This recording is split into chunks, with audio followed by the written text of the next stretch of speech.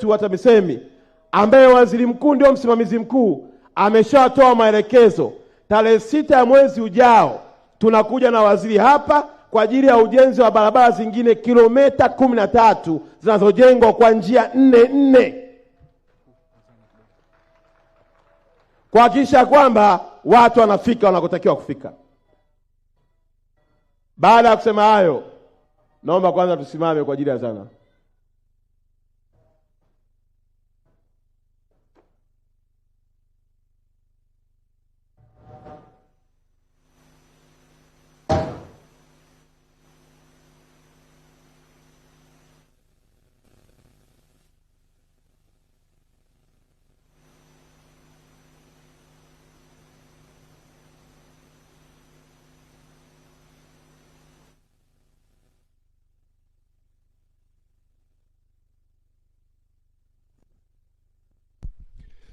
Mtazamaji, kama unavyoshuhudia pamekuwa na ukimya kidogo hivi sasa, ni kwa sababu adhana imesikika muda huu ikiwa ni saa 7 za mchana, na kutoa heshima kwa adhana hiyo alikuwa akizungumza hivi sasa au mwenye ratiba ya kuzungumza ni mbunge wa jimbo hili la Arusha mjini, Paul Christian Makonda. Na sasa baada ya adhana kumalizika anarejea tena katika kuzungumza. Endelea kufuatilia matangazo haya.